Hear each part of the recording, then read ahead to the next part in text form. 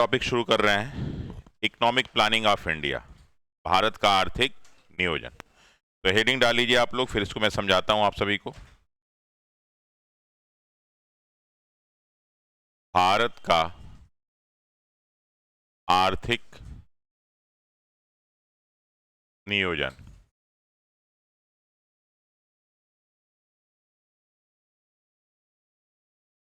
Economic planning of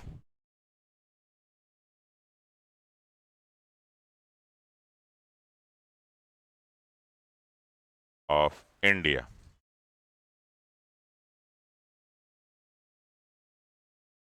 इससे बहुत सारा धूल जमा हुआ है जी, कल नहीं साफ किए हो, कल शाम को भी था इससे, तो उसके बाद झाड़ू लगा होगा। इकोनॉमिक प्लानिंग ऑफ इंडिया, ठीक है, भारत का आर्थिक नियोजन।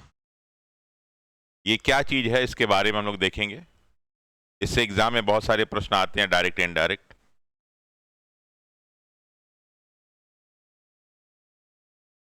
क्या बाबू, बोलिए, जोर से बोलिए। निर्माण, विनिर्माण, अच्छा अच्छा अच्छा, चलिए। कल एक शब्द, दो शब्द थे, निर्माण और विनिर्माण, ठीक है ना। निर्माण को कहते हैं कंस्ट्रक्शन और विनिर्माण को कहते हैं मैन्युफैक्चरिंग। क्या डिफरेंस है?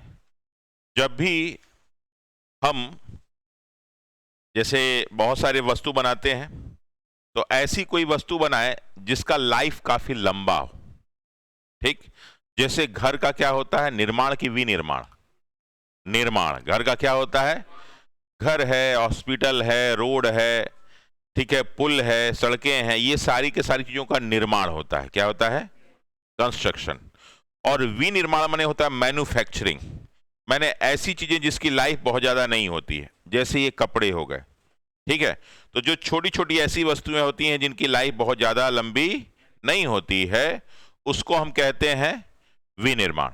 अच्छा, विनिर्माण में क्या होता है कि किसी नई वस्तु का निर्माण नहीं होता। जैसे क्या करते हैं हम लोग निर्माण में, कि हमने लोहा का यूज किया, हमने गिट्टी का यूज किया, हमने सीमेंट का यूज किया, हमने बालू का यूज किया, और करके उसके नए चीज पुल का निर्माण कर देते हैं, जो इन सब चीज से अलग है। लेकिन अगर हमको कपड़ा बनाना है तो क्या हमको जरूरत पड़ेगी? कपड़े की ही जरूरत होगी। ऐसा नहीं कि कपड़ा से लेके हम खाना बना दें। तो कोई भी ऐसी चीज जिससे ऐसी वस्तुओं का निर्माण होता है जिसका लाइफ स्पैन बहुत लंबा नहीं होता है, उसको हम कहते हैं विनिर्माण। ऐसी वस्तुओं को क्या कहते हैं हम लोग? विनिर्मित वस्तुएं। और ऐसी चीजें जो काफी लंबे समय तक स्थिर रहती हैं, उनको हम कहते हैं, ठीक है, तो उससे बनता है, उसको निर्माण कहते हैं। ओके, तो चलिए आज हम लोग पढ़ेंगे भारत का आर्थिक नियोजन, इकोनॉमिक प्लानिंग। इसमें एक शब्द आ रहा है प्लानिंग, भारत की बात हो रही है, प्लानिंग। प्लानिंग माने क्या होता है भाई? तो जब भी हमको कोई बड़ा काम करना होता है तो उसके पहले हम कुछ चीजें सोचते हैं कि उस काम को कैसे अच्छे ढंग से करें ताकि हमको अधिक से अधिक रिजल्ट मिल सके। इसी को प्लानिंग कहा जाता है। प्लानिंग माने और तो कुछ होता नहीं, उसको शुद्ध हिंदी में नियोजन कहते हैं। प्लानिंग को क्या कहते हैं? नियोजन। कि मान लीजिए जैसे आपको तैयारी करनी है, किसी नौकरी की तैयारी करनी है, तो पहले तो आपके दिमाग में एक विचार आया कि हमें क्या करना है, तो अपने बेरोजगारी को दूर करके रोजगार प्राप्त करना है। अब उसके बाद आपसे कोई कहे कि चलो डॉक्टर बना दें, वो भी तो, उससे भी तो रोजगार तुम्हारा समाप्त हो जाएगा। लेकिन क्या आप मेडिकल की तैयारी कर रहे हैं क्या? क्यों नहीं कर रहे हैं? क्योंकि आपको मालूम है कि हमारी बायोलॉजी बहुत अच्छी नहीं। अगर हम उस क्षेत्र में जाएंगे तो सफलता के चांसेस क्या है? बहुत ही कम। आपसे कोई चले को चलो इंजीनियर बना दें, वो भी आपने नहीं प्रयास किया। क्यों? क्योंकि आपको लगता है कि वो अभी हमारे लिए संभव नहीं है। आपसे कहें कि चलिए भाई आपको हम एमबीए करा देते हैं, वो भी नहीं करेंगे। तो आप अपनी क्षमता, अपनी योग्यता, अपनी समझ, अपनी आर्थिक हैसियत के आधार पर आपने तय किया कि हम जनरल कंपटीशन की तैयारी करते हैं। अब इसके लिए आप क्या करेंगे? तो इसके लिए आपने सोचना शुरू किया कि हम कैसे इसको निकालें। तो आपने लक्ष्य बनाया होगी कि 6 महीने, साल भर, 2 साल, 3 साल, 5 साल, 10 साल, 20 साल, 50 साल, कोई भी आपने एक समय निर्धारित किया होगा कि इतने समय के अंदर हम इस चीज को क्या करें? प्राप्त कर लें। तो आपने निर्धारित किया होगा कि साल 2 साल के अंदर हमको नौकरी मिल जानी चाहिए। फिर आपने प्लानिंग क्या किया होगा? कि किस किस टीचर से पढ़ें जहाँ पे हमके सफलता के चांसेस हमारे लिए क्या हों, ज़्यादा हों, और फिर हम कहाँ रह के पढ़ें ये भी आपने डिसाइड किया होगा, और फिर आपने डिसाइड किया होगा कि हम कैसे पढ़ें कि हमारा सिलेक्शन हो जाए। तो इन सब चीज के लिए आपने एक प्लानिंग किया होगा। आपको लग नहीं रहा होगा कि आपने प्लानिंग किया, लेकिन ये सब कुछ आपने सोचा है, किसी से पूछा है, किसी से किया है, तभी आप यहाँ बैठ के पढ़ रहे हैं और वनडे एग्जाम की तैयारी कर रहे हैं, वरना आप कुछ और कर रहे होते। तो इसी तरह किसी भी देश में सरकार का भी यही काम होता है, प्लानिंग करना। क्या करना? प्लानिंग करना। किस चीज की प्लानिंग करना? तो अपने देशवासियों के लिए प्लानिंग करना कि कैसे हम ऐसा काम करें कि अधिक से अधिक लोगों को रोजगार मिले, कैसे ऐसा हम काम करें कि अधिक से अधिक लोगों की गरीबी दूर हट जाए, कैसे ऐसा काम करें कि देश का हमारा विकास हो। तो उसके लिए सभी सरकारें एक नियोजन करती हैं, एक प्लानिंग करती हैं। उसी के बारे में हम इसमें क्या करेंगे, पढ़ें। तो नियोजन क्या होता है, प्लानिंग क्या होता है, समझ में आ गया? ठीक। जैसे स्कूल क्यों बनते हैं, हॉस्पिटल क्यों बनते हैं, रोडें क्यों बनती हैं, एयरपोर्ट क्यों बन रहे हैं, रेलवे का काम क्यों हो रहा है, इसके पीछे एक ही मंशा है। सरकार का बस दो ही उद्देश्य है और कुछ उद्देश्य नहीं है। पहला उद्देश्य ये है कि जो भी हमारे संसाधन हमारे भारत में उपलब्ध हैं उसका अधिक से अधिक उपयोग कर सकें, और जो भी यहाँ की जनसंख्या है उसकी जो मिनिमम आवश्यकता है, मैक्सिमम नहीं, उसकी जो मिनिमम आवश्यकता है उसकी पूर्ति की जा सके। पूर्ति करने के दो तरीके होते हैं। जैसे मान लीजिए आपको भूख लगा है तो दो तरीके हैं आपको खाना देने के। एक तो ऐसे ही दे दिया, जैसे भारत सरकार में कई बार करती है। दूसरा क्या किया कि आपसे कुछ काम लिया और काम के बदले आपको खाना दिया। तो बढ़िया तरीका यही है कि आपसे कुछ काम करवा जाए, उसके बदले क्या दिया जाए, खाना।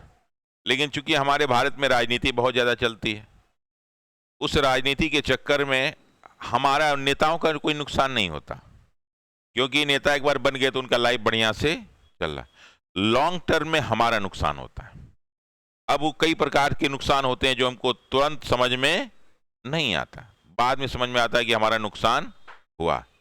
जैसे नुकसान में क्या है कि अगर आपको हर महीने अनाज देना शुरू कर दिया सरकार ने कोरोना काल में, तो आपको लगा कि जिंदगी भर ऐसे ही मिलेगा, लेकिन नहीं, वही कोरोना काल के लिए था ना। अच्छा, कोरोना काल में सरकार चाहती तो आपसे काम करा सकती थी, थोड़ा बहुत ही कुछ काम कराती, तो उनको लगता कि भाई हम मेहनत किए हैं उसके बदले हमको मिल रहा। लेकिन ऐसा नहीं है, लोगों को मुफ्त में मिला, और मुफ्त में मिलने के बाद जिन लोगों को दिया जा रहा था उनसे जाके बात करो तो उनको ऐसा लगता था कि उनके बाप का अधिकार है कि उनको दिया गया। जाके बात कीजिए लोगों से, वो एहसान नहीं है, क्योंकि उस अनाज में उनका एक पैसे का योगदान नहीं। किसान ने उगाया, सरकार ने खरीदा। सरकार ने क्या अपने पैसे से खरीदा? नहीं। सरकार ने, जो बड़े बड़े लोग, जो मेहनती लोग हैं, जो क्षमतावान लोग हैं, जो मेहनत कर रहे हैं, जो नौकरी कर रहे हैं, उस नौकरी से सरकार ने टैक्स लिया, और उस टैक्स के पैसे से क्या किया, वो अनाज खरीदा, और अनाज खरीद के उन लोगों को बांटा। इसीलिए सरकार प्रायः कोशिश ये करती है, अच्छी सरकार, कि चीजें उन्हीं लोगों को दिया जाए जो उसके हकदार हैं, बाकी लोगों को, क्योंकि बहुत सारे ऐसे लोग हैं मोटरसाइकिल से आ रहे हैं, गाड़ी से आ रहे हैं, और आके जो है राशन की दुकान से अनाज लेके जाते हैं, और किस आधार पे? दुकानदार से ऐसे बात करते हैं जैसे कि एकदम हमारा अधिकार है, दे दो हमें। तो इससे क्या होता है, धीरे धीरे धीरे, चलो भाई आपको मिल गया, लेकिन हो सकता है कोई अगली सरकार आए, कठोर सरकार आए, देना बंद कर दे, लेकिन आपकी तो काम करने की क्षमता क्या हो गई, खत्म हो गई।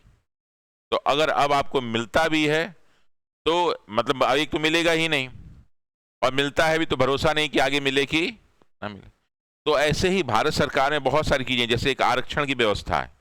आरक्षण जो एक शॉर्ट टर्म लाभ होता है, बाद में उसका नुकसान क्या होता है कि जैसे किसी को मालूम हो जाए कि हमारा 100 में 50 नंबर पे ये सिलेक्शन हो जाएगा, तो फिर वो 60 के लिए प्रयास ही नहीं करेगा, और जब 60 के लिए प्रयास नहीं करेगा तो जो उसका मानसिक विकास होना चाहिए उसका विकास नहीं।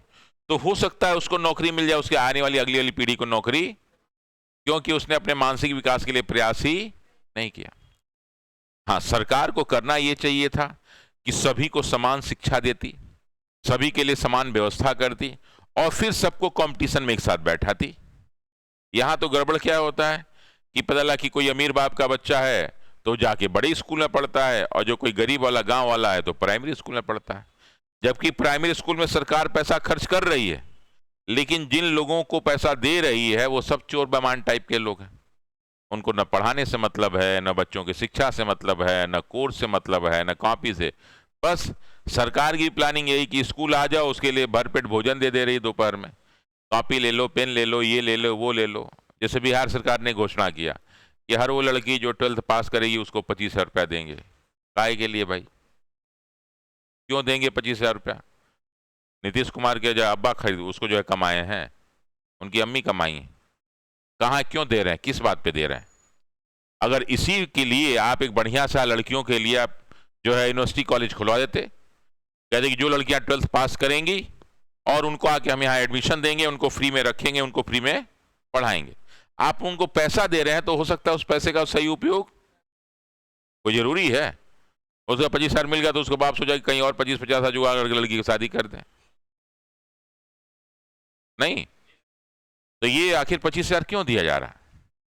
लेकिन नहीं, इसलिए दिया जा रहा है ताकि हमारी सरकार 5 साल और बनी रहे।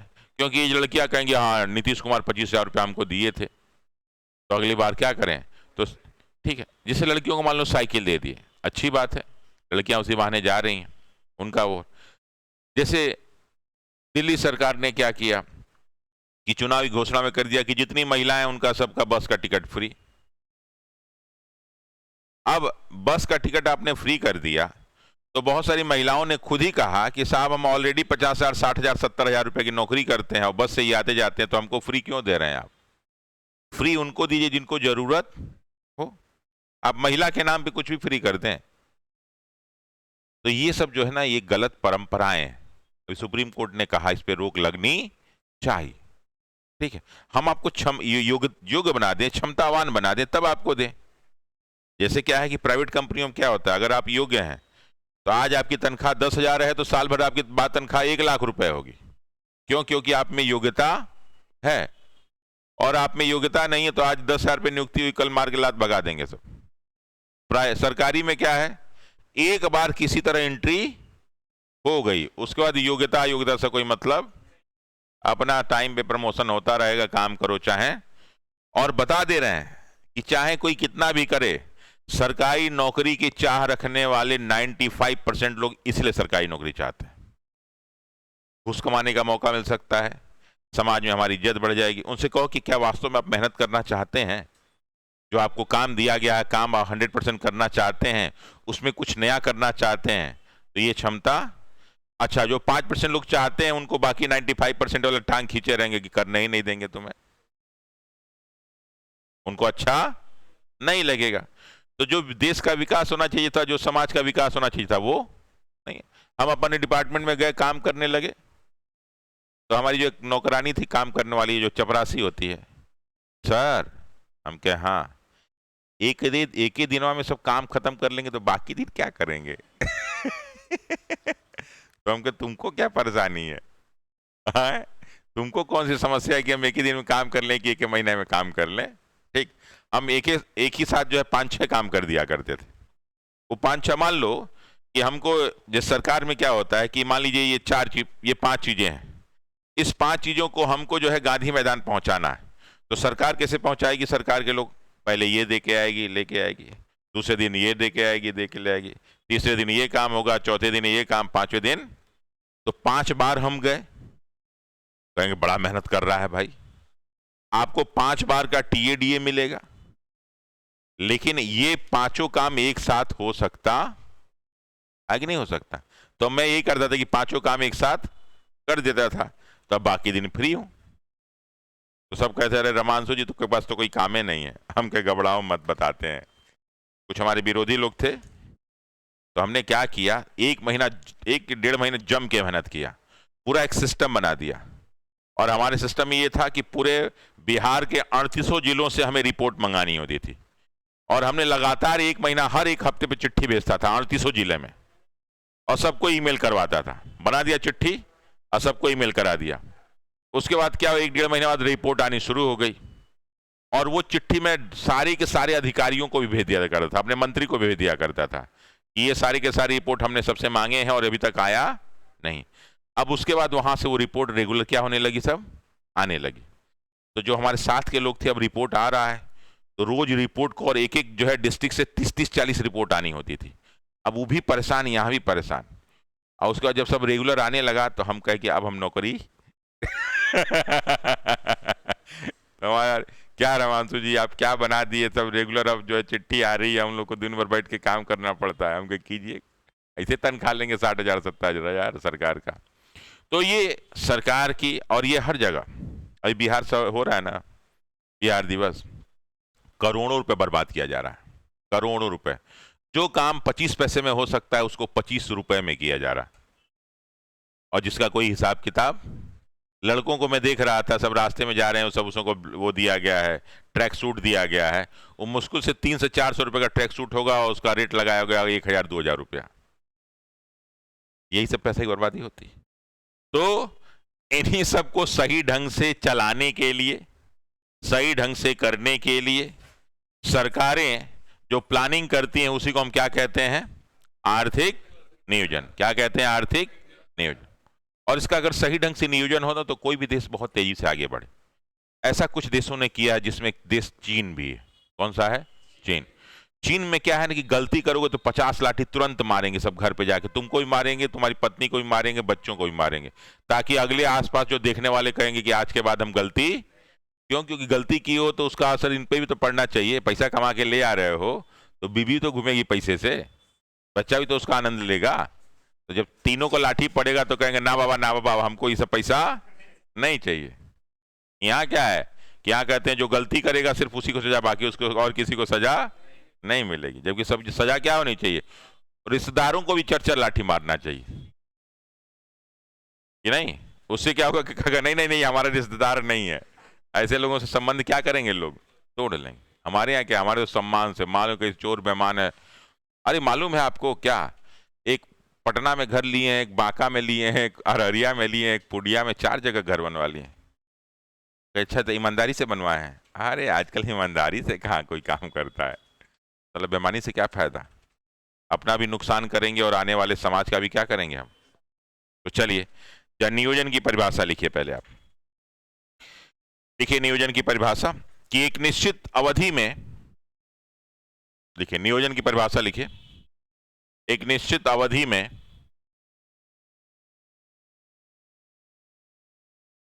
प्लानिंग की परिभाषा लिख रहा हूं, प्लानिंग किसे कहते हैं, एक निश्चित अवधि में देश की आवश्यकताओं का अनुमान लगाकर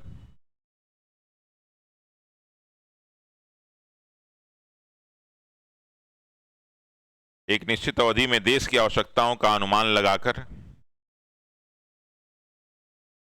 लक्ष्य को निर्धारित करना, लक्ष्य को निर्धारित करना, लक्ष्य को निर्धारित करना एवं एवं उपलब्ध संसाधनों का उपयोग करके, एवं उपलब्ध संसाधनों का उपयोग करके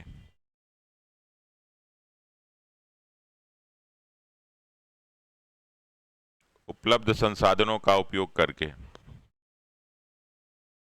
लक्ष्य को प्राप्त करना नियोजन कहलाता है।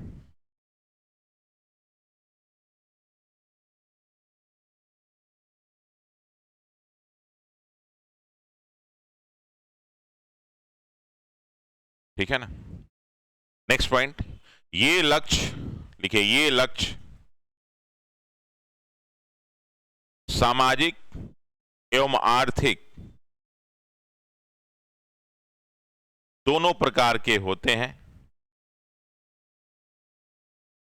सामाजिक और आर्थिक दोनों प्रकार के होते हैं,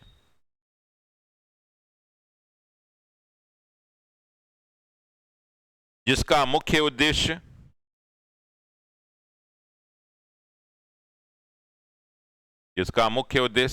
ये लक्ष्य सामाजिक और आर्थिक दोनों प्रकार के होते हैं, जिसका मुख्य उद्देश्य गरीबी दूर करना,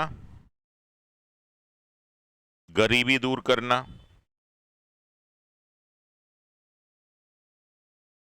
बेरोजगारी दूर करना,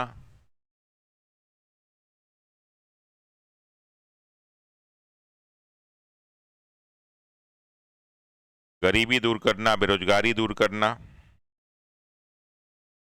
कृषि एवं उद्योग को बढ़ावा देना,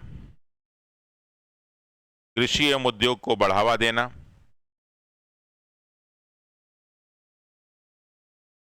कृषि एवं उद्योग को बढ़ावा देना, एवं एवं अधः संरचना, इंफ्रास्ट्रक्चर, अधः संरचना,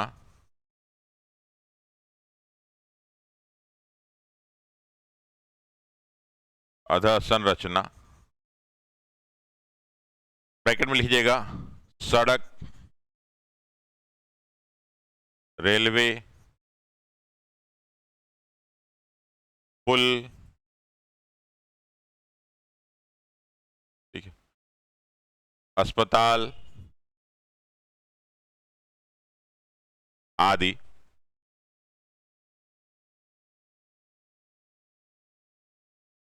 अस्पताल आदि, अधः संरचना ब्रैकेट में आदि का निर्माण करना है, का निर्माण करना है।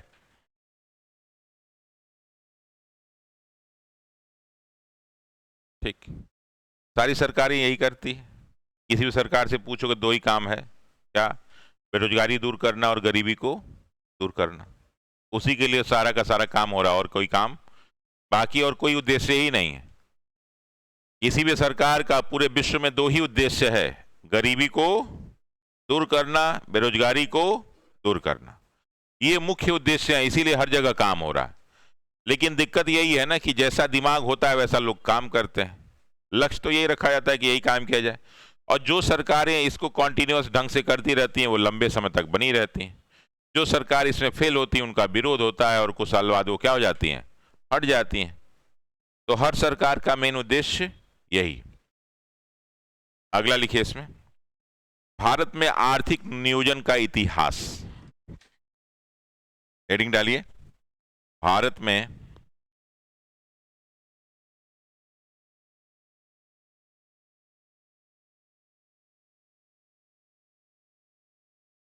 आर्थिक नियोजन का इतिहास, माने कैसे इसकी शुरुआत हुई, इससे रिलेटेड प्रश्न आपके एग्जाम में आते हैं। भारत में आर्थिक नियोजन का इतिहास,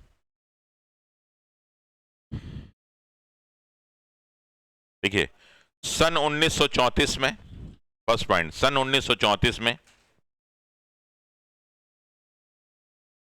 सन 1934 में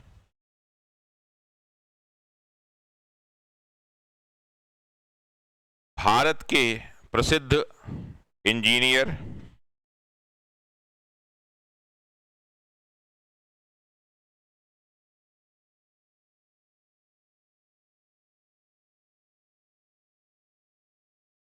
एवं अर्थशास्त्री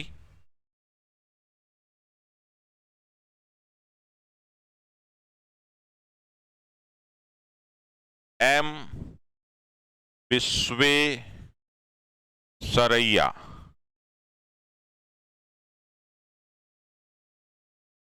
एम विश्वेश्वरैया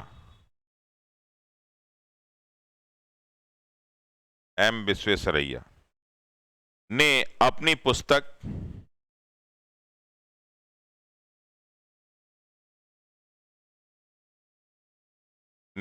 पुस्तक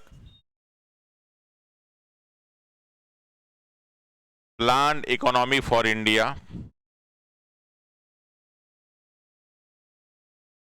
एम विश्वेश्वरैया ने अपनी पुस्तक प्लान्ड इकोनॉमी फॉर इंडिया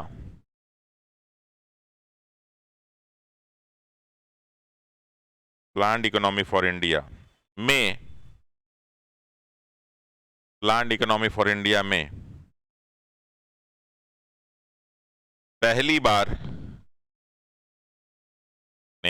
बार देश के विकास के लिए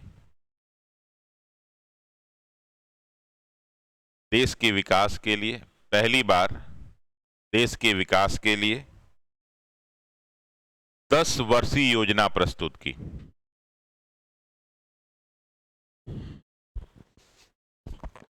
10 वर्षीय योजना प्रस्तुत की।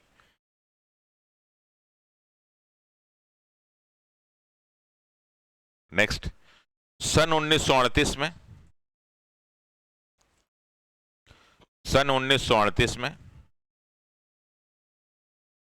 कांग्रेस के हरिपुरा अधिवेशन, कांग्रेस के हरिपुरा अधिवेशन में, कांग्रेस के हरिपुरा अधिवेशन में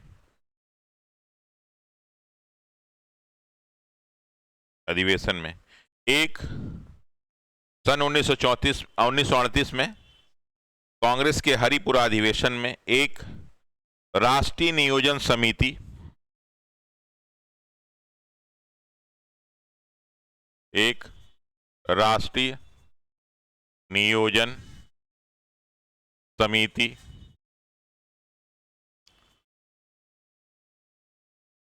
एक राष्ट्रीय नियोजन समिति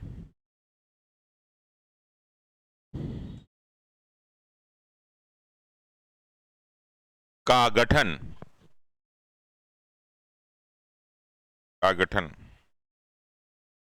जवाहरलाल नेहरू की अध्यक्षता में किया गया, का गठन जवाहरलाल नेहरू की अध्यक्षता में किया गया। राहुल जब पंखा चलाना तो एग्जॉस्ट चला दो जरा, एग्जॉस्ट चला दो, पंखा चला दो। जवाहरलाल नेहरू की अध्यक्षता में किया गया, एग्जॉस्ट भी चला दो, एग्जॉस्ट भी चला दो, किया गया, जिसमें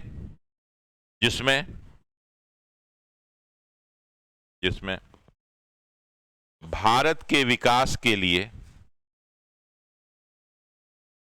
जिसमें भारत के विकास के लिए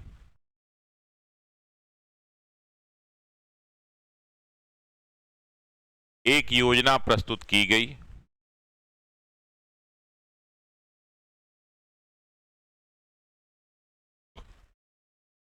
जिसे कांग्रेस योजना कहते हैं, जिसे कांग्रेस योजना कहते हैं।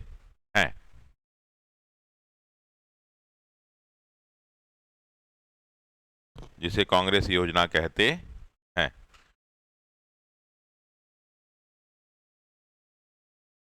माने ये सारी की सारी प्लानिंग हो रही है, ठीक है ना, कि कैसे देश, अगर मौका मिलेगा, जो देश आजाद होगा तो कैसे हम देश को विकास के लिए क्या क्या प्लानिंग करेंगे, वही इतिहास में आपको लिखवा रहा हूं।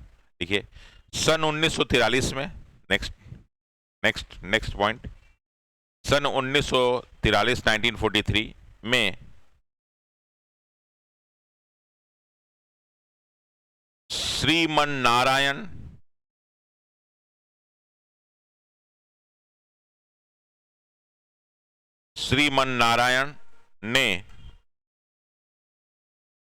श्रीमन्नारायण ने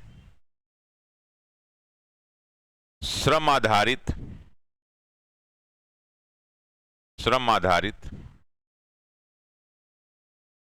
लघु एवं कुटीर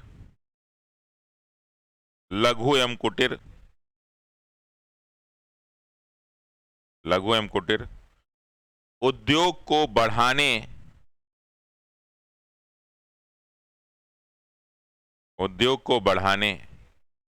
की योजना प्रस्तुत की, जिसे गांधीवादी योजना कहते हैं, उसमें नहीं जा रहा है क्या? नहीं जा रहा है, शाम को जाएगा। हाँ, अभी यूट्यूब पे नहीं हो रहा है, क्यों? फिर इसको क्या क्लास दोबारा पढ़ाना पड़ेगा? मैं, हाँ, रिकॉर्ड हो रहा है, अच्छा। जिसे गांधीवादी योजना कहा जाता है। नेक्स्ट, अगला लिखिए, सन 1944 में, सन 1944 में, सन 1944 में बंबई के 8 उद्योगपतियों द्वारा, सन 1944 में बंबई के 8 उद्योगपतियों द्वारा एक 15 वर्षीय योजना प्रस्तुत की गई। एक 15 वर्षीय योजना प्रस्तुत की गई।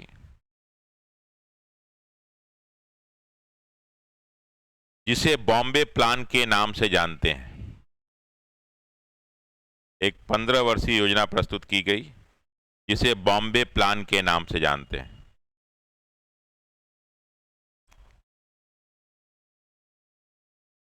अब इसको लिखवा दें तो बताऊंगा इसमें प्रश्न कैसे पूछे जाते हैं आपसे। ठीक है, नेक्स्ट लिखिए। सन 1945 में, सन 1945 में श्रमिक नेता एम.एन. रॉय, एम.एन. रॉय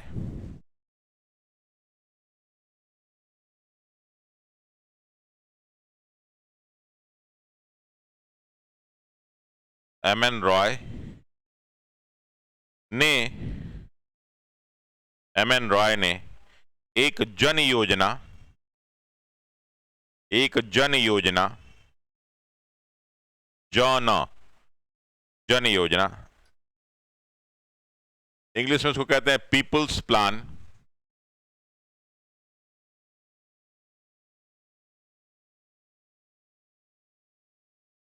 जन योजना पीपल्स प्लान प्रस्तुत किया,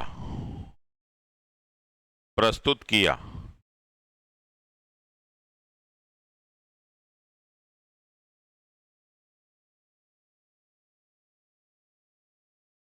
नेक्स्ट, सन 1950 में,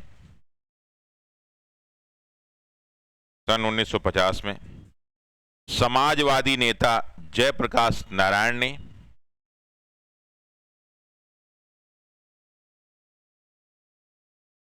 समाजवादी नेता जयप्रकाश नारायण ने सर्वोदय योजना प्रस्तुत किया, ने सर्वोदय योजना प्रस्तुत किया।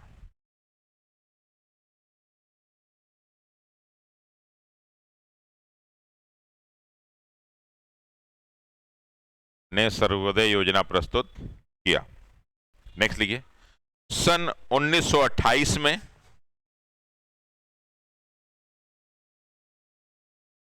सन 1928 में तत्कालीन यूएसएसआर, तत्कालीन यूएसएसआर, सन 1928 में तत्कालीन यूएसएसआर, ब्रैकेट में लिखिएगा वर्तमान रूस,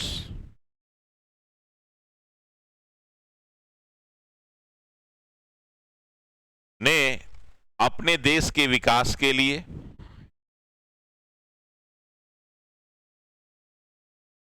अपने देश के विकास के लिए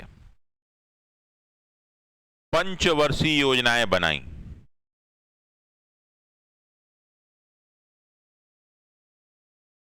पंचवर्षीय योजनाएं बनाई और कुछ ही वर्षों में, और कुछ ही वर्षों में वो विश्व के विकसित देशों में शामिल हो गया। वो विश्व के विकसित देशों में शामिल हो गया।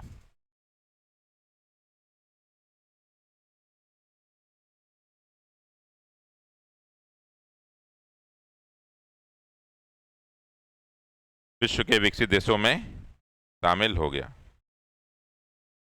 नेक्स्ट, इससे प्रभावित होकर, इससे प्रभावित होकर सन 1946 में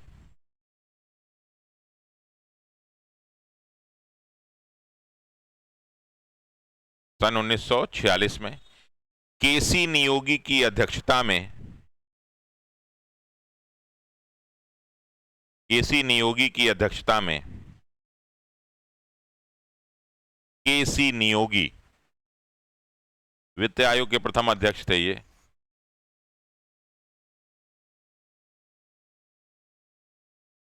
केसी नियोगी की अध्यक्षता में एक समिति का गठन किया गया।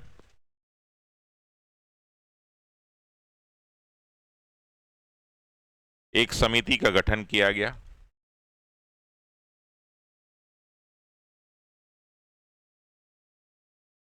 एक समिति का गठन किया गया और समिति के सुझाव के आधार पर समिति के सुझाव के आधार पर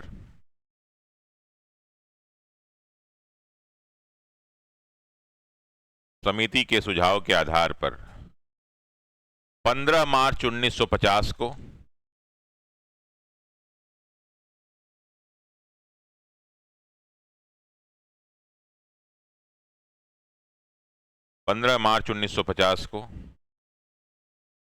एक गैर संवैधानिक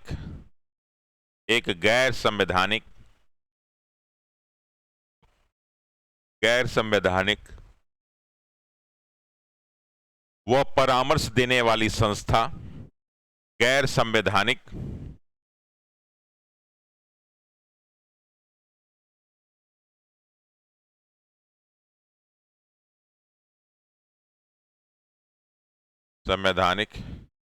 एवं परामर्श देने वाली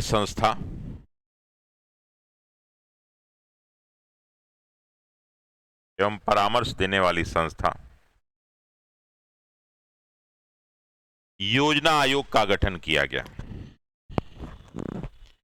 योजना आयोग का गठन किया गया।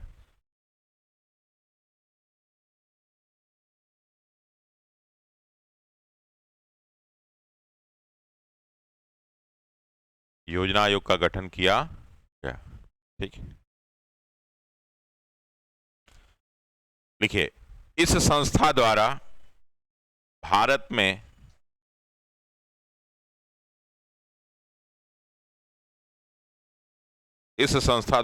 में अब तक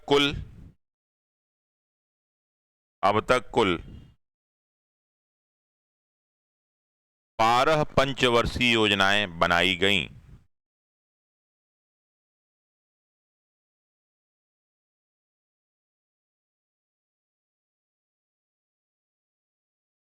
12 पंचवर्षीय योजनाएं बनाई गईं। नेक्स्ट पॉइंट, इन पंचवर्षीय योजनाओं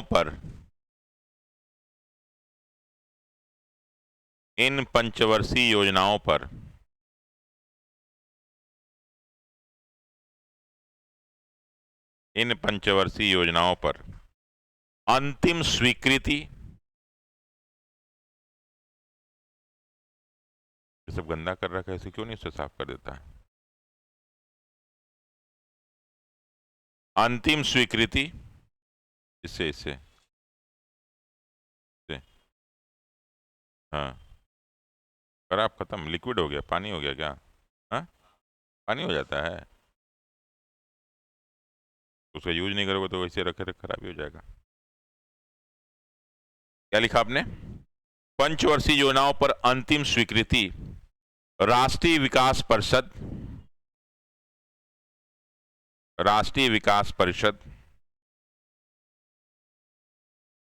देती थी।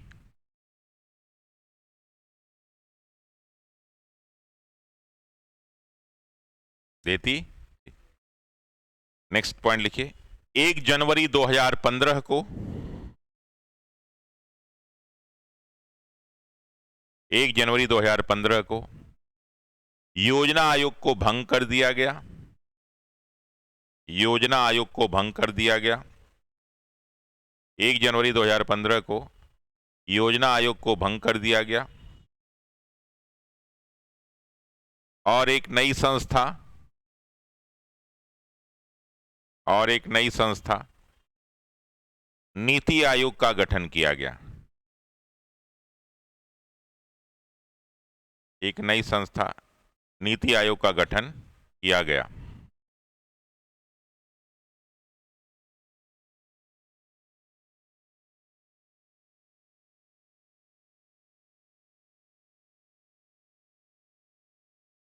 एक नई संस्था नीति आयोग का गठन किया गया। अब देखिए इसमें प्रश्न क्या क्या पूछता है, ठीक है ना, जो आपके एग्जाम में इसमें प्रश्न पूछा जाएगा। तो पहला जो है, एम विश्वेश्वरैया की किताब का क्या नाम था? तो प्लान्ड इकोनॉमिक फॉर इंडिया। सब लोग बोलिए क्या है? Plan economy for India. फिर पूछा जाता है कि राष्ट्रीय नियोजन समिति का गठन कांग्रेस के किस अधिवेशन में हुआ था? हरियापुरा। किसमें हुआ था? इसके अध्यक्ष कौन थे? जवाहरलाल नेहरू। कौन थे इसके अध्यक्ष? इस योजना को किस योजना के नाम से जानते हैं? कांग्रेस योजना। कौन सी योजना? गांधीवादी योजना किसने प्रस्तुत की थी?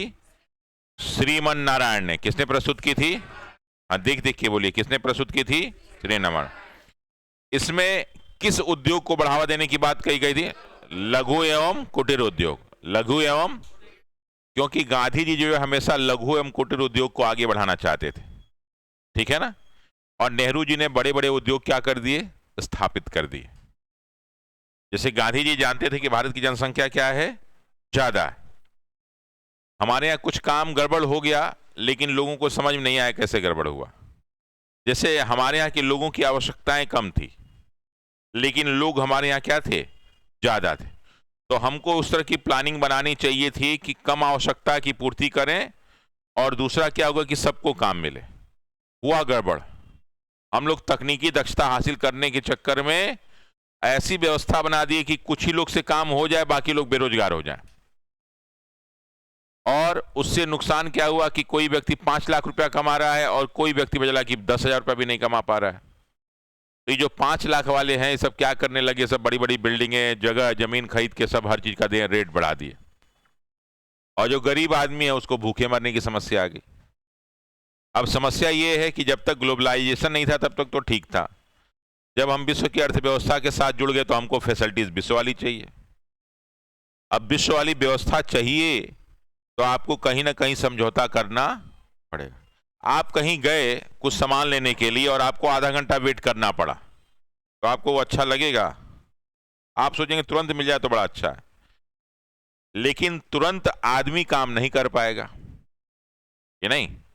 आप कहीं पहले दुकान पे जाते थे सामान लेने के लिए, देखते बैठा रहता था, हाँ बोलिए, 100 ग्राम जीरा, 100 ग्राम ये, 1 किलो ये, 2 किलो ये, 5 किलो ये, 7 किलो ये, 8 किलो ये, 10 किलो ये होता था। तो लिखने में एक आदमी लगा, फिर उसको पर्ची दिया, दूसरा व्यक्ति गया पर्ची लेके आया, एक एक सामान खोजा, तौला, नापा, रखा, फिर आपको दिया। अब ये सब काम करने की जरूरत, आप खट से बोल रहे हैं, सब सील्ड पैक रखा है, खटखट खटखट निकाल के आपको। तो जो काम करने में पहले एक व्यक्ति को आधा घंटा लगता था वो 5 मिनट में कर दे रहा है, यानी उसने 25 मिनट का टाइम क्या कर दिया? बचा लिया। 25 मिनट का उसने टाइम नहीं बचा लिया, उसने जो है 3-4 लोग का नौकरी खा गया। वो क्या? 3-4 लोग का, वो पहले वो काम जो है तुरंत नहीं होता, दुकान में भीड़ लगी तो 2-4 लोग और लगाना पड़ता है ना। अब तो क्या हुआ कि वो 2-4 लोग की नौकरी गई। ऐसे ही भारत में क्या हुआ कि कुटीर और लघु उद्योग के विकास से क्या होता कि हर व्यक्ति काम करता रहता, लेकिन यही था कि उससे आप जो है कितने लोग को रोजगार दे पाते और कितना सारा काम हो पाता। तो समय के साथ सबसे बड़ी समस्या भारत में यही हुई कि हम अपनी अर्थव्यवस्था को परिवर्तित और न कर पाने के पीछे 4-5 कारण थे। एक कारण यह था कि हमारा अनुशासनहीन होना। हम भारतीय लोग क्या होते हैं? अनुशासनहीनता में रहते हैं। अगर कुछ डिपार्टमेंट को छोड़ दो तो बाकी सब, पुलिस वाले भी अधिकांश अनुशासन ही नहीं रहेंगे, वो आपको वेल ड्रेसअप नहीं रहेंगे। अरे खड़ा है चौराहे पे, पता लगा कि जो है ऑटो रिक्शा वाले से खैनी मांग के खा लेगा, तो ऑटो रिक्शा वाला डराएगा? हाँ, जाके पुलिस वालों को देखो, जहाँ चौराहे जहाँ पे स्टैंड पे खड़े रहते हैं सब टेम्पो और ऑटो वालों से झगड़ा हो जाता है, तो वहाँ कोई अगर लड़ाई होगी आम आदमी से और टेम्पो वाले से, तो वो पुलिस वाला किसका सहयोग करेगा? आपका तो नहीं करेगा, क्योंकि उससे उसकी क्या हो गई है, जबकि वो उनके रक्षा के लिए बना है कि आपके रक्षा के लिए। हाँ, तो चाय पी रहा है उनके साथ, खैनी खा रहा है उनके साथ, तो आपकी रक्षा कैसे करेगा?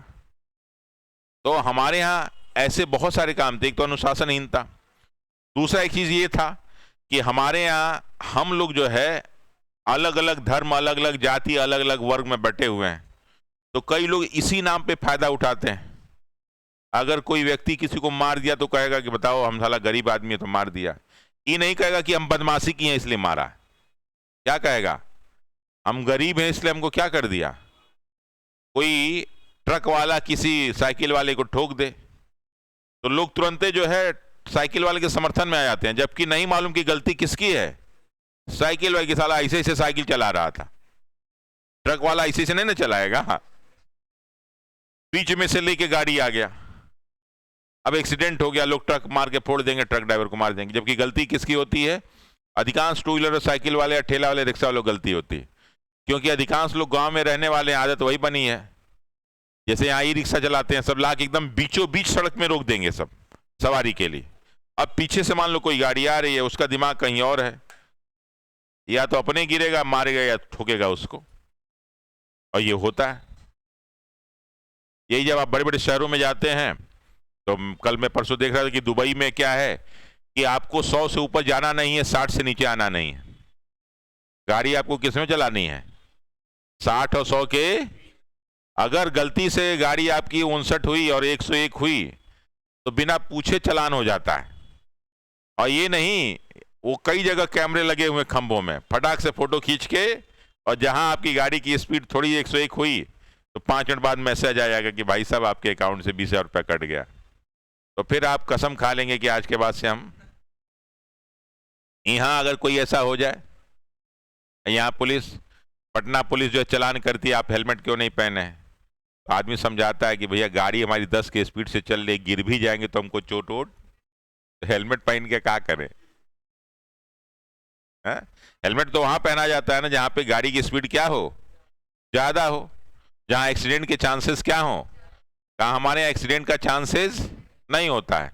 हाँ, लोग बीच में चलते हैं, अच्छा जो आगे चलते रहेंगे उनको मालूम ही नहीं पीछे कहाँ चल रहे हैं, वो चले जा रहे हैं, आप हॉर्न मारते जाए, उनको कोई मतलब, उनमें उसमें गलती नहीं, उसमें गलती सरकार की। सरकार ने सड़क के किनारे चलने का कोई रास्ता, तो कहाँ चलेंगे बेचारे, सड़क पे ना चलेंगे, कहीं सड़क के किनारे चलने का रास्ता बनाना चाहिए ना, वो बनाने का रास्ता वहां रास्ता है ही नहीं। आप यहां से निकलिए, भिगना पहाड़ी से आगे बढ़िए, कोई जगह ही नहीं है, हाथी घोड़ा कुत्ता बिल्ली सब जो है जितना भी है सब कहाँ चलेगा, सड़क पे ही। आपको यहां से आगे क्रॉस करना हो तो लगेगा आधा एक घंटा लग जाएगा। किससे लड़ाई करते फिरेंगे, कितने लोगों से लड़ाई करेंगे, कितने लोग को समझाएंगे? और भारत में, बिहार में जितने लोग को समझाएंगे वो पहले ही आपको कॉन्स्टिट्यूशन समझा देगा, अनुच्छेद 14 से लेके जो है अनुच्छेद 35 के बारे में पूरी कहानी आपको सुना देगा। लड़ेगा खुद आके, आपसे कहेगा दिख नहीं रहा है क्या रे, लड़े तुम हो तो हमको काहे नहीं दिख रहा है भाई। तो ये भारत की एक समस्या है। तो हमारे आर्थिक विकास में भी ये सारी समस्याएं आती रही कि हमारे जब प्लानिंग हुई तो प्लानिंग सोच समझ के नहीं, बन रही है दुनिया भर की। अब अगला आपसे पूछा जाएगा क्या हुआ,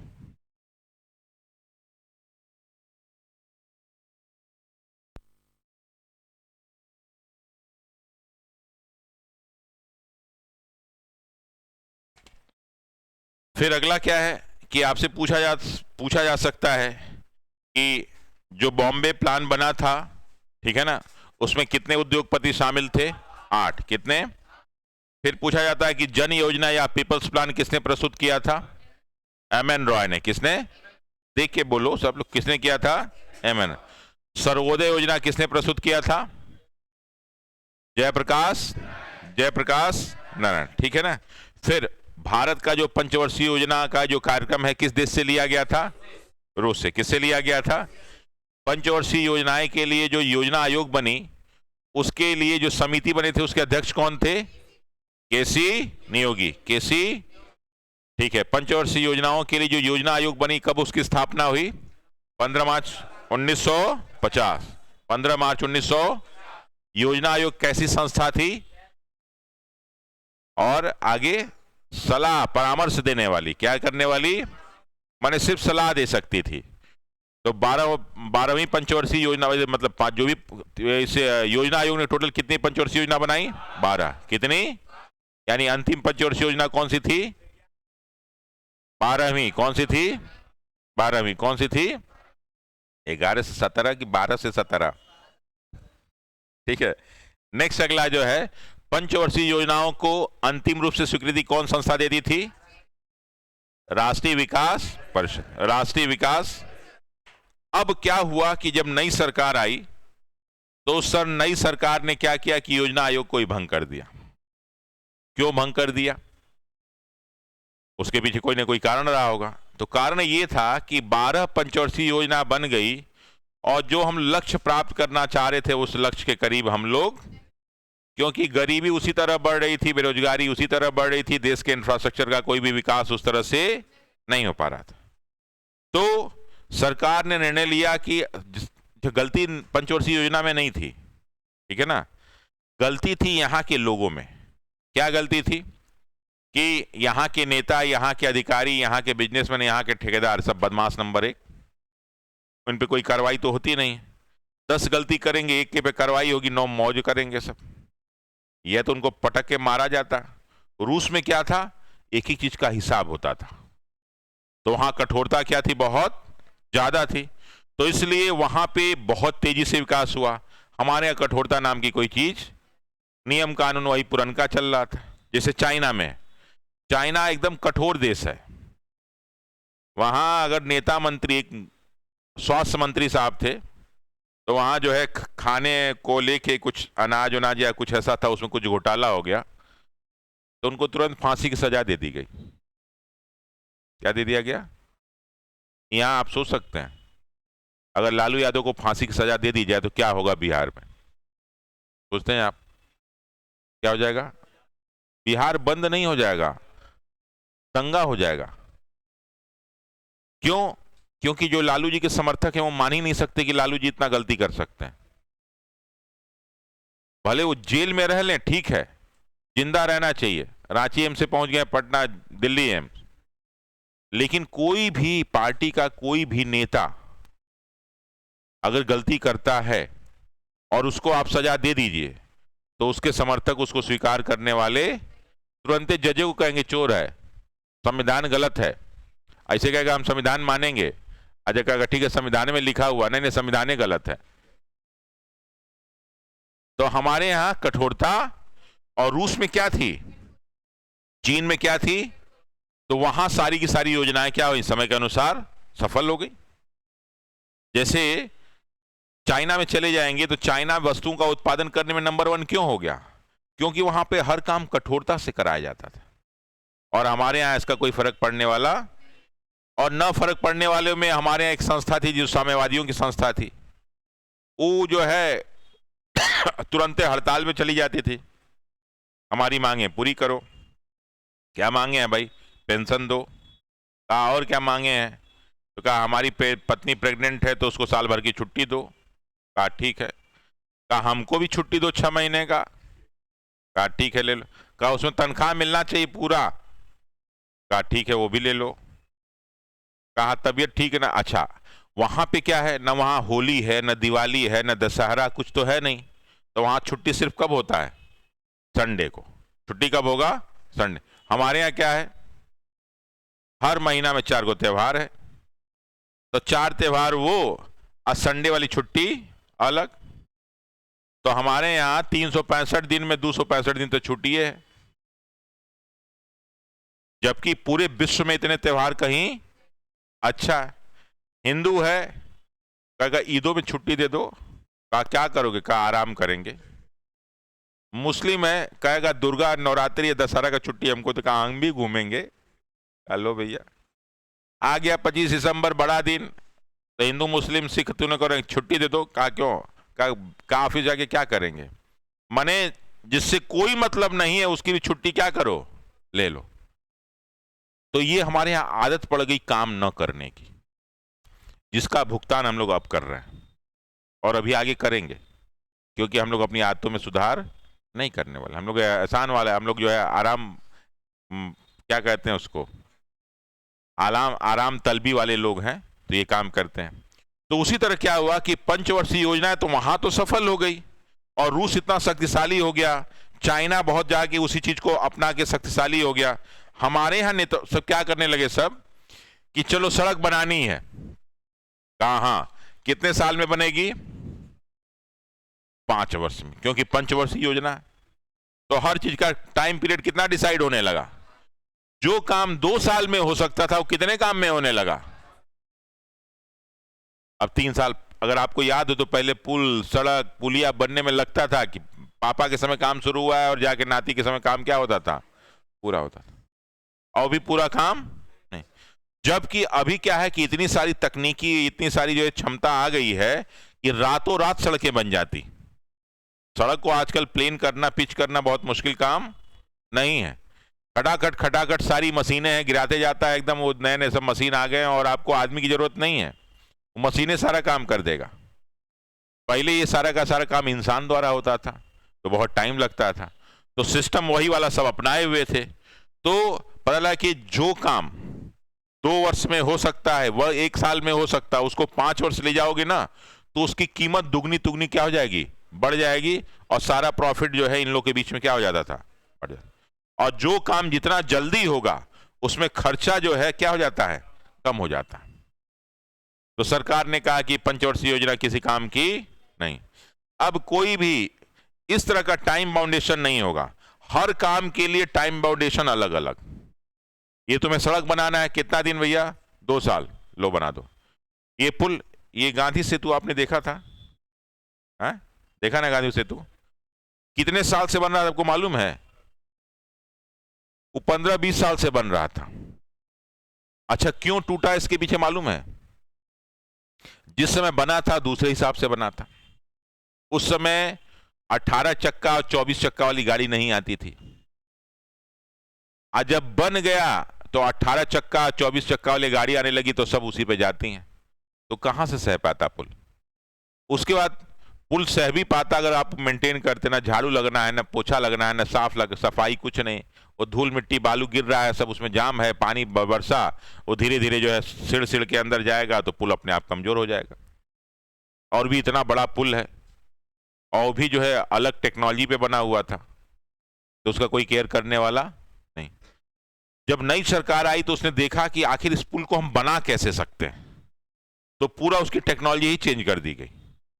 और टेक्नोलॉजी चेंज करते इन लोग को एक नई टेक्नोलॉजी मिल गई कि अगर हम लोग नए तरीके से बनाए तो इस पुल को आसानी से बना सकते हैं। और फटाक से उन्होंने पुल को बना के तैयार कर दिया। अब दूसरा भी टूट रहा है, उसका भी काम जो है बहुत तेजी से, और हमें साथ 2023 मई या कब उसका डेट फिक्स है उसमें बन जाएगा वो। तो ये क्यों हो पाया? इसलिए हो पाया कि हमने तकनीक का पूरा उपयोग किया और चीजों को कम समय में बनाने का निर्णय। वरना बदला कि 15-20 साल चल रहा है और यहाँ के इंजीनियरों से जाके बात करो, नहीं बन पाएगा। जबकि जानता है कि आराम से बन सकता, काहे के लिए टेंशन लें? तो कहेगा कि ना, ये बड़ा मुश्किल काम है, बहुत ही मुश्किल काम है, हो नहीं पाएगा। तो इससे क्या हुआ कि जो पंचवर्षीय योजना में जितना तेजी से काम होना चाहिए था उतना तेजी से काम नहीं हो पाया। इसके अलावा क्या था कि जब नई नई तकनीकें पूरे विश्व में आ गई, जब हम 1991 में ग्लोबलाइजेशन के दौर में आ गए और नई नई तकनीकें आ गई भारत में, तो उसका असर क्या हुआ कि तकनीक आने से, जैसे आपको एक छोटी सी तकनीक बता रहे हैं, बैंक में आप चले जाइए, पहले बैंक में जाते थे, पैसा निकालते थे ना, तो जो मैनेजर था तो आपको इसे घूर के देखता था, साला पैसा निकालना है। उसको लगता था जैसे उसके बाप का पैसा निकालना है। अरे भाई, हम कमाए, हमारे मेहनत का पैसा है, दो। क्लर्क से कहो तो क्लर्क जो है वो मुंह बनाता था पैसा देने में। अब क्या होता है, भारत के किसी भी एटीएम में चला जाइए, खट से बटन दबाइए, कार्ड डालिए और पैसा क्या कर लीजिए। पहले जो आपका अकाउंट जहां होता था वहीं से पैसा निकाल सकते थे और कहीं से आसानी से पैसा आप नहीं निकाल सकते थे, और वो भी सारा गिन के पुरनका नोट देता था। अब जाओ तो कई जैसे एकदम नैका नैका नोट निकलता है कि नहीं निकलता? ये सब सारी की सारी चीजें चेंज हुई। तो उससे क्या हुआ कि बैंक में पैसा जमा करना, पैसा निकालना, पासबुक अपडेट करना, इस काम में जितने लोग रहते थे उन लोग की छुट्टी हो गई, और छुट्टी होने से उनका रोजगार क्या हो गया, और ये सारा का सारा काम मशीन से होने लगा। यही अब रेलवे में हो रहा है कि आप रेलवे में हर जगह आपके वेंडिंग मशीन लगे होंगे। वेंडिंग मशीन में आप जाएंगे, आपको जहां का टिकट चाहिए खट से डाला, वहां से आपका टोकन निकल के, टिकट निकल के आगे आप चलिए। तो एक व्यक्ति जो लाइन में लग के 50 जगह टिकट खरीदता था, उसमें जो है पता है कि फुटकर नहीं है तो चौनी नहीं है तो अठन्नी नहीं है करता था, और कुछ पैसा रख लेता था, तो बोला काम खत्म। तो आपके लिए तो आसान हो गया, लेकिन उससे एक व्यक्ति का रोजगार क्या हो गया, चल रहा हो गया। तो ये सिस्टम बनाया गया था विदेशों में, क्योंकि वहां पे जनसंख्या कम थी, तो वहां पे जो है कम लोग को ही काम करना पड़ता था, तो उन्होंने तकनीक का विकास किया।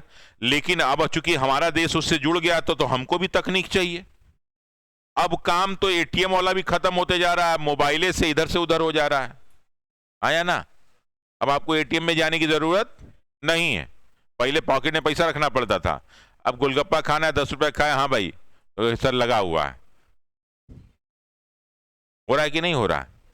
इस कोरोना काल में 2 साल में ये काम बहुत तेजी से हो गया। आदमी सोचता भी नहीं था कि गोलगप्पे वाले और जो है कचौड़ी वाले और क्या नाम लिट्टी वाले भी अपने यहाँ जो है गूगल और पेटीएम और एटीएम से एटीएम लगाए होंगे, लेकिन लग गया है कि नहीं लग गया? उससे क्या हुआ ना कि कई लोगों का रोजगार क्या होता जा रहा है, छिनता जा रहा है।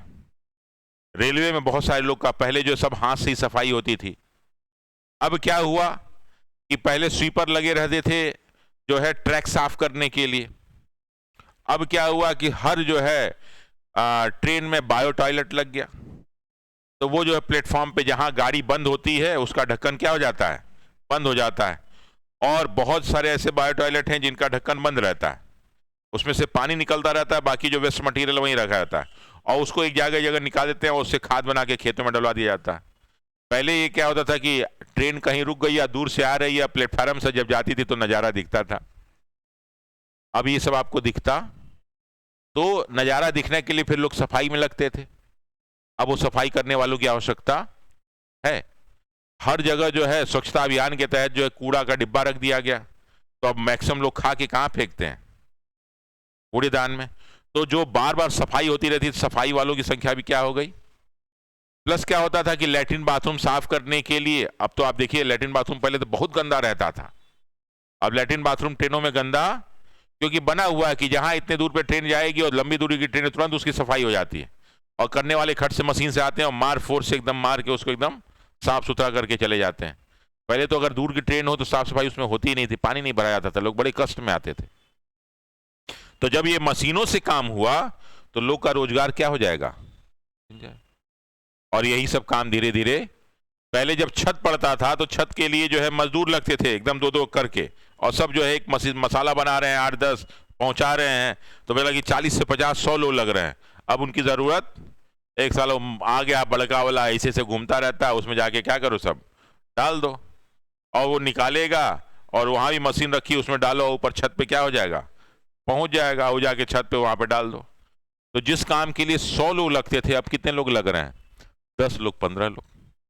तो इस तकनीक के आने से भी बहुत सारे लोगों की रोजगार क्या हो गए, और लोग इसको समझ नहीं पा रहे हैं। अब इसका उपाय यही हो सकता है कि लोगों से अलग अलग काम कराएंगे तभी उनको रोजगार मिल पाएगा, वरना रोजगार नहीं मिल पाएगा। और यही अब तो बहुत सारी ट्रेनें, मेट्रो की ट्रेनें ऐसी चलने लगी जो बिना ड्राइवर की चल रही, तो लो साला 4 ड्राइवर का काम भी क्या हो गया।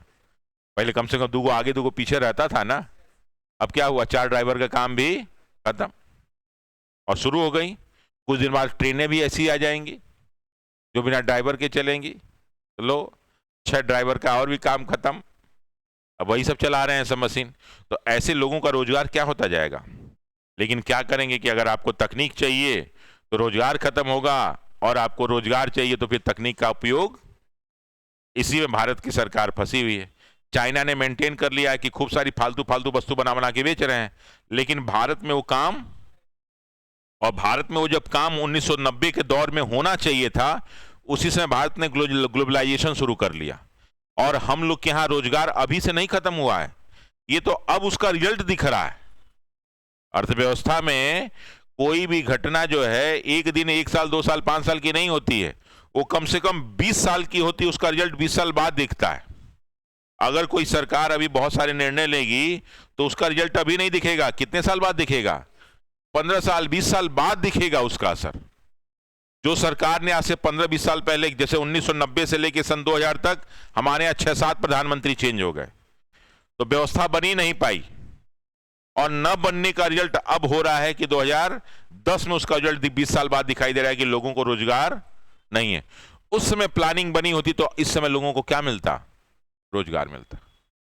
लेकिन हमारे यहां कोई उस पर डिस्कशन नहीं करता है, बस कहता है रोजगार कैसे मिलेगा। पहले इस पर डिस्कशन होना चाहिए कि रोजगार के मुख्य साधन क्या क्या है, क्या हम उस पर कोई काम कर रहे हैं। और कहते हैं इंडस्ट्री खोल दो, इंडस्ट्री किस चीज की इंडस्ट्री खोल दोगे,